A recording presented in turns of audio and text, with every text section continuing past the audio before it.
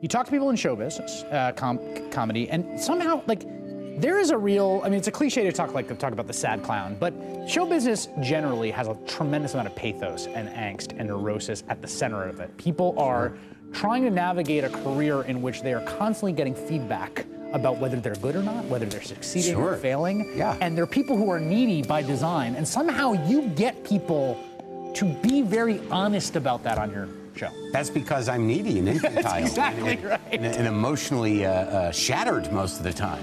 In the fall of 2009, Marc Maron, then known for his work on the left-wing broadcasting network Air America Radio, launched what would become the biggest podcast in internet history. Lock the gate!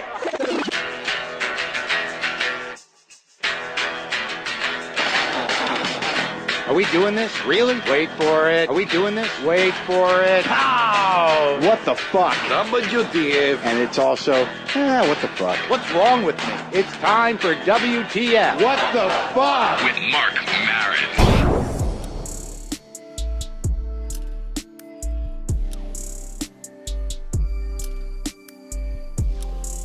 It's fair to say that prior to 2009, Maron hadn't really made a significant impact as a comedian or as an entertainer.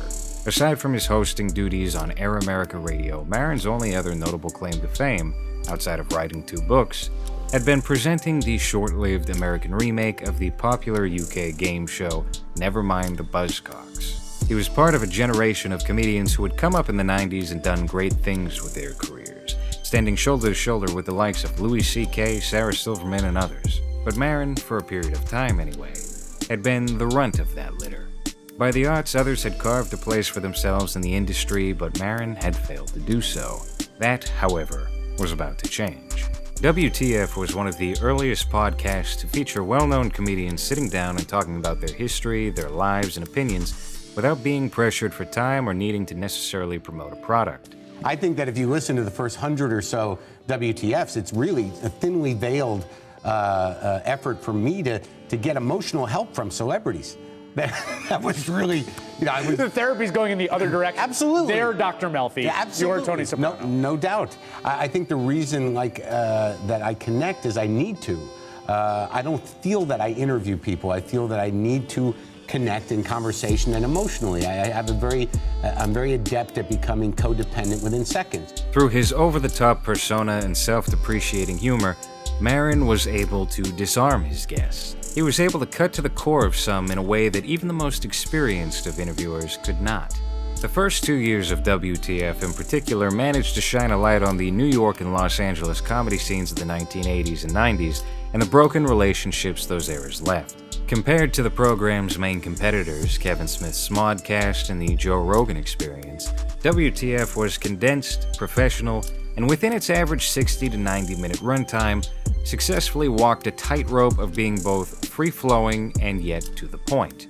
Many shows launched by stand-ups of that era would get too in the weeds of the then-current comedy scene, or offer perhaps too many intimate details of their personal dealings to appeal to the general podcast listener.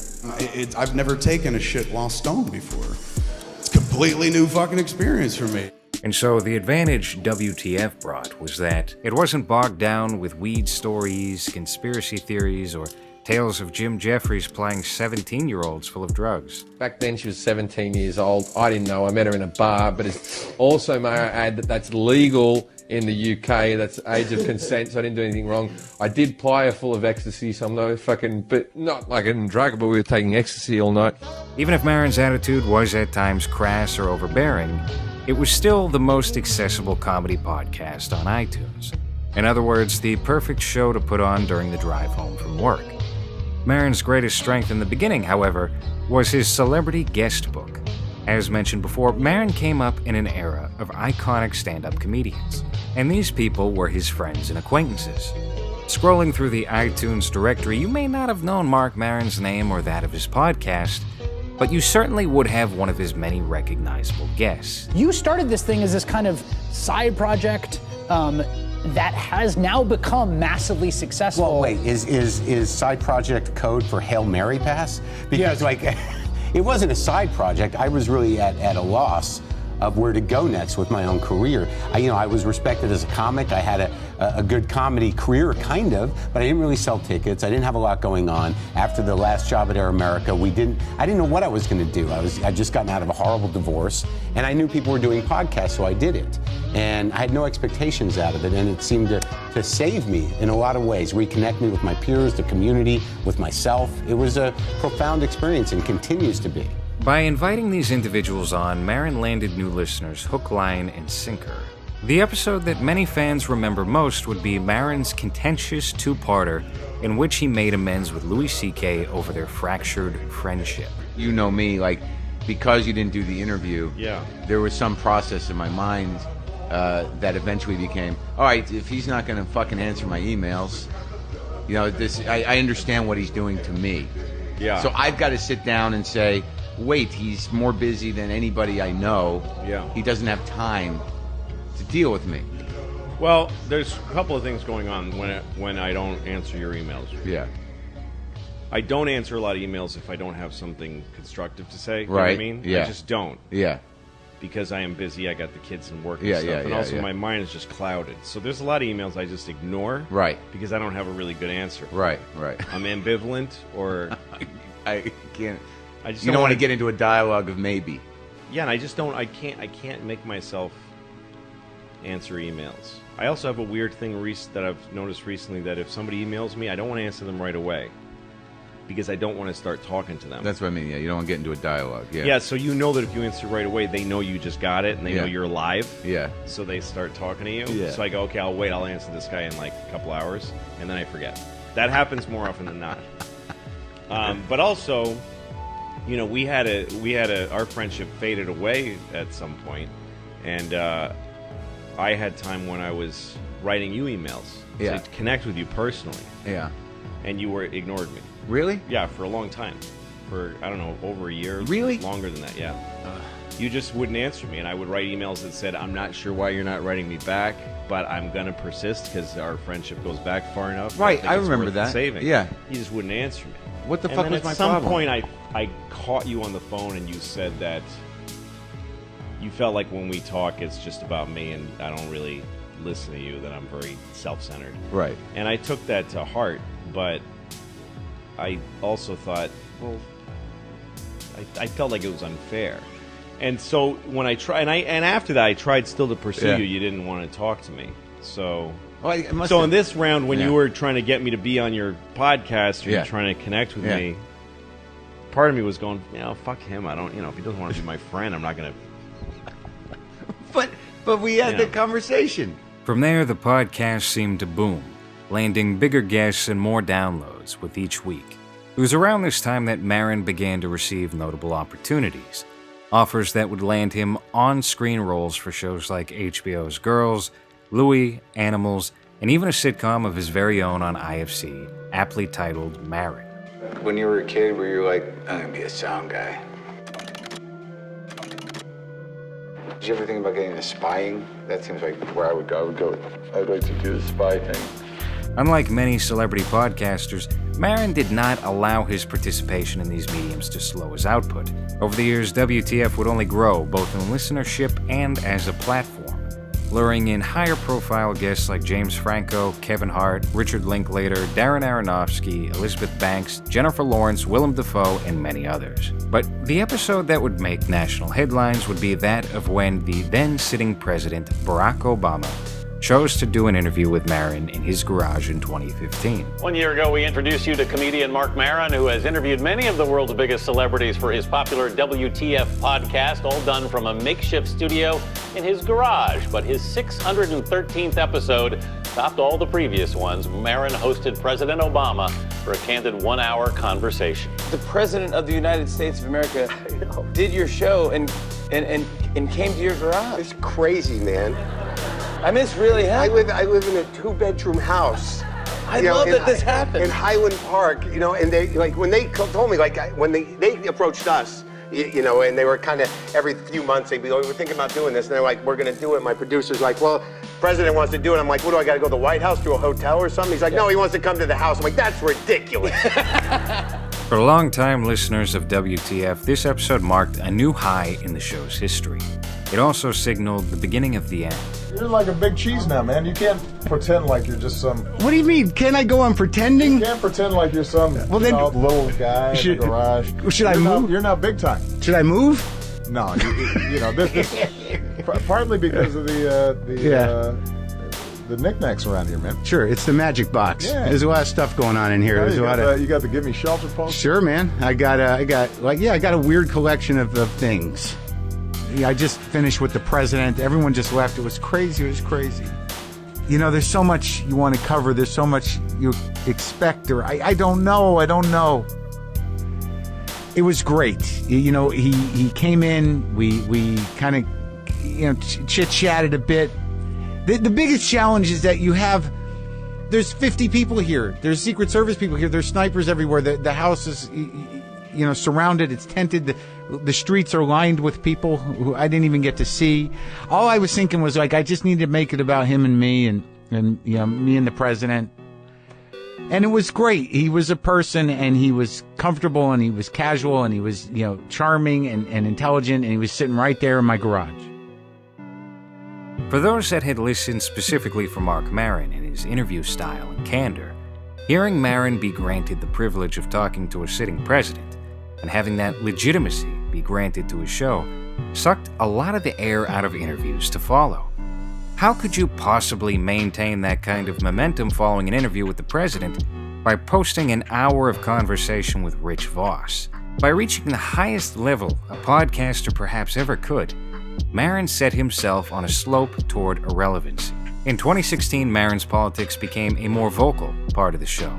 For those living in the West, this shouldn't be a surprise, as 2016 was the year that changed everything for everyone. A bulldozer of a year that fractured friends and families, and intentionally and unintentionally took with it the cultural relevance of many programs, movies, television shows, comedians, and artists. That year, a trend began to occur with Maron's opening monologues. Tomorrow's election day. Go do your civic duty. Go be part of democracy. Go and vote. You know the right vote to make for yourself. I prefer the person who's had a lifetime of experience working towards being able to do and do well the upper management position of President of the United States. I think that you should vote for that person, not the impulsive, mentally ill, self-centered liar. Because if you are still thinking that that person is the right person to lead our country, I think you're probably fundamentally un-American and don't really have a sense of how democracy works, or what democracy is, or what personal freedom is, and what the country should really look like and how it should progress. But that's just my feelings. I don't like to be biased, but I stand by my belief that if you vote for that guy, you're a sucker and a moron. There's no other way to look at it. However, Maron's political divisiveness likely had little impact on the show's dwindling interest. His lack of enthusiasm for his own program, on the other hand, compared to the riled-up nature he would often take on when getting into politics, was another story. I'm not worried by political correctness, and I'm not paralyzed by Donald Trump's presidency.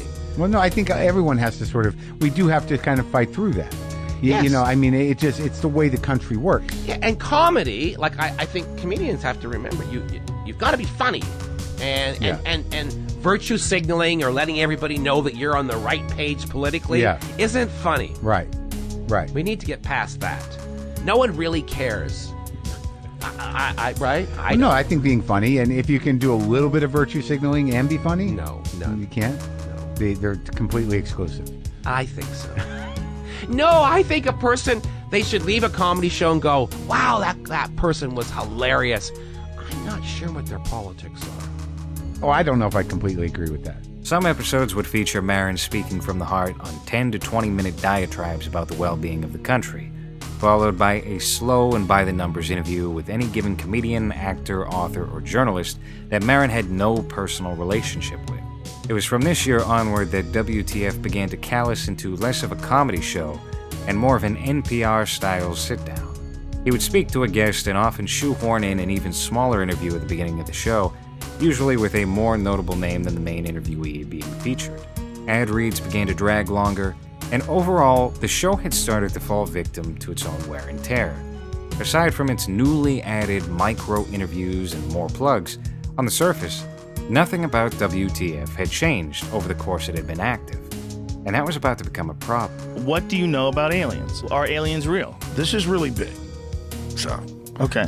the question is, what does Donald Trump know about aliens? Oh, yeah. What does he know now, right? Because he's in the office. Around 2016 and 2017, the general consumer base for talk programs began to have a shift in their taste buds.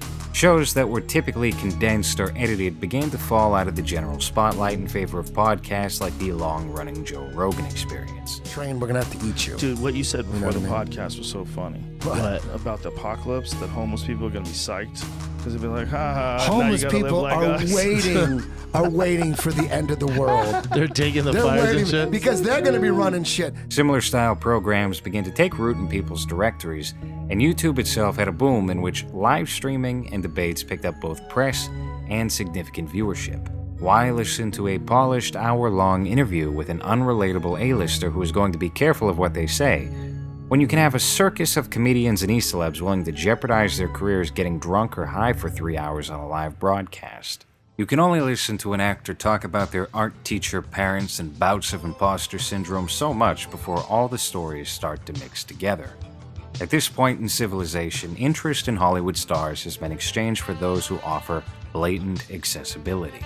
Maybe because they seem less varnished, or maybe because their personal priorities are more likely to align with the average consumer. It could be neither of those things. But in the realm of easily digestible content, quantity has overtaken what has been traditionally perceived as quality, and as a result, WTF has fallen greatly. While it once stood as a top 10 staple and frequent occupant of the #1 spot in weekly downloads, WTF has dropped considerably from where it started. It takes one quite a while now to find where the most recent episode has placed on the charts, or even where the podcast overall stands in the iTunes rankings. In the harshest of terms, the podcast has overstayed its welcome, and Maron has grown tiresome to what was once his audience. His disinterest in changing the format of the show, or at least returning it to its comedic roots, has made it so that WTF is nothing more than a vampire, sucking what it can from advertisers and celebrity interactions. For nearly 10 years, Marc Maron was a go-to source for self-depreciating humor and candid interviews with big stars. Unfortunately for Maron, on the cusp of a new decade, nobody is rushing to hear a forced conversation with Maggie Gyllenhaal.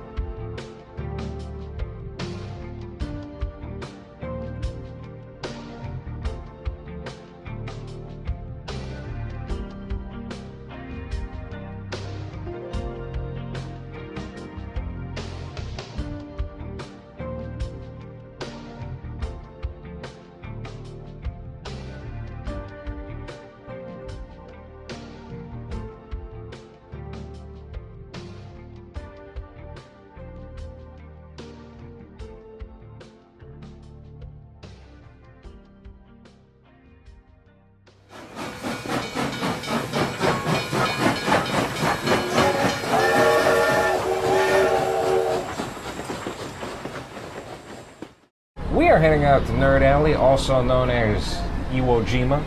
This whole section of Japan is dedicated to pure and simple nerddom. And rumor has it, and this is from my party, I didn't look this up myself, there is a vending machine that produces artificially soiled panties. And this is a very exciting prospect for yours truly, not in a sexual manner, but just in a novelty fashion. We're gonna check these things out.